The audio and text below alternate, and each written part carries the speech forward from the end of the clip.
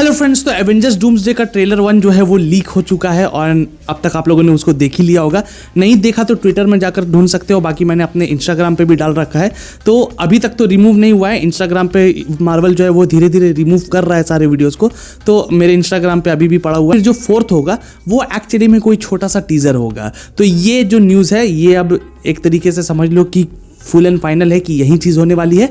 And अवतार के साथ जो रिलीज़ होने वाला है वो भी यही सारी चीज़ें होने वाली है। अब मार्वल ने इसको पर्पसली लीक किया या नहीं ये तो बात की बात है, लेकिन भाई फिलहाल हम लोग इस शॉर्ट 1 की, क्योंकि ट्रेलर तो इसको बोलना जायज़ नहीं होगा तो शॉर्ट 1 ही बोलते हैं। तो ये हमारे सामने रख रहा है या फिर रखना चाहता था जो, तो वो है कि स्टीव रॉजर्स का एक कोई नॉर्मल बच्चा है। तो आखिर इस बच्चे के पीछे का राज क्या है? क्योंकि भाई देखो, मार्वल ने अगर इस बच्चे को पहले शॉट में दिखाया है तो ये कोई आम बच्चा तो नहीं है। अब देखो ये जो बच्चा है ये एक्चुअली में आगे जाकर डूम बनेगा।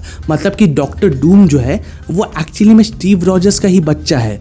लेकिन अब डॉक्टर डूम अपने ही बाप को मारने की कोशिश क्यों करेगा? तो भाई एक्चुअली में यहाँ पे डूम को पता ही नहीं कि वो उसका बाप है, ठीक है। अब यहाँ पे मेरी थियरी के हिसाब से ये जो डॉक्टर डूम है जो अभी स्टीव रॉजर्स की गोद में है, ये जो बच्चा जो अभी पैदा हुआ है ये आगे जाकर डॉक्टर डूम बनेगा। लेकिन भाई एक्चुअली में यही बच्चा आगे जाकर आयरन मैन भी बना था। अब देखो कंफ्यूजन हो रहा होगा, मैं क्लियर करता हूँ। अब देखो ये थियरी तो बहुत दिनों से लोग डिस्कस कर रहे हैं कि एक्चुअली में ये जो हावर्ड स्टार्क का बेटा टोनी स्टार्क है ही नहीं, टोनी स्टार्क को हावर्ड स्टार्क ने गोद लिया होगा, ऐसा लोग कह रहे हैं। और ऐसा क्यों कह रहे हैं तो वो भी एंड गेम का ऐसा रीज़न दे देते हैं लोग कि भाई एंड गेम में जब उसने अपना बर्थ डेट बताया था कि मेरा बच्चा होने वाला है, तो थोड़ा सा आयरन मैन जो है वो कंफ्यूज हो गया था कि कहीं ये मेरे बारे में बात हो रही है या नहीं। तो अगर उसी थियरी को यहाँ पे करेक्ट मानकर चले तो ऐसा हो सकता है कि ये जो शॉट में हम लोग स्टीव रॉजर्स को देख रहे हैं और डॉक्टर डूम यहाँ पे प्रोबेबली उस पर अटैक करने के लिए आएगा, मतलब कि एक लड़ाई यहाँ पे होगी, एक पहला एक्शन सीक्वेंस हमें देखने को मिलेगा। तो स्टीव रॉजर्स के पास अपने बच्चे को बचाने का एक ही तरीका होगा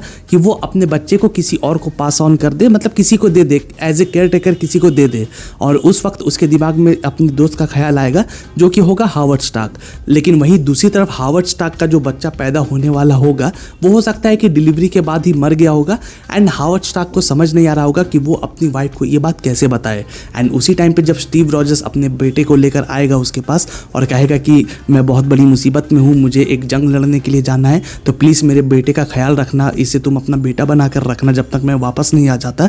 तो हावर्ड स्टार्क ने अपनी वाइफ को कहा होगा कि ये हमारा बेटा है एंड इसलिए आगे जाकर वही बच्चा टोनी स्टार्क बना, आगे जाकर वही बच्चा आयरन मैन बना जिसने एंड गेम में अपना सेक्रीफाइस दिया।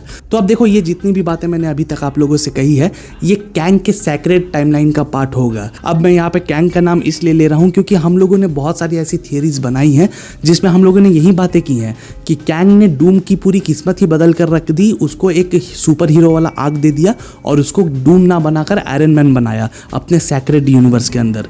लेकिन भाई अब जैसे ही लोकी पावर में आया और उसने सारे टाइमलाइंस को जान दे दी, तो ये जो अलग यूनिवर्स बना था, अलग टाइमलाइन बनी थी स्टीव रॉजर्स के पास्ट में जाने की वजह से, वो टाइमलाइन बाद में इरेज हो ही नहीं पाई।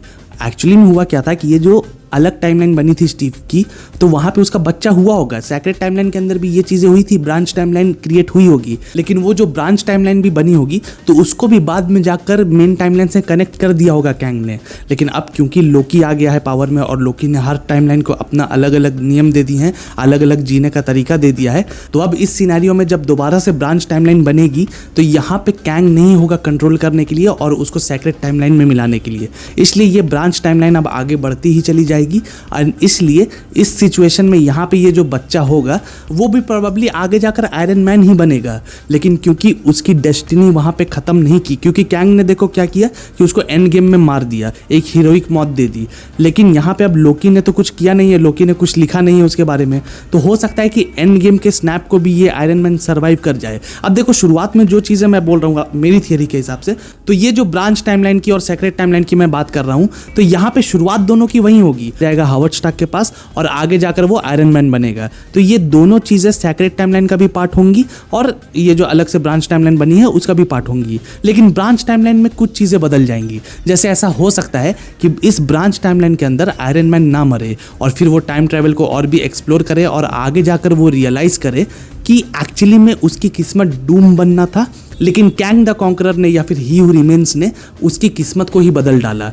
तो इसलिए अब वो अपनी चीज़ों को ठीक करना चाहता है, अपने पास्ट को बदलना चाहता है। मतलब कि यहाँ पे उसका माइंड भी थोड़ा सा करप्ट हो गया होगा इतने ज़्यादा टाइम ट्रैवल करने की वजह से।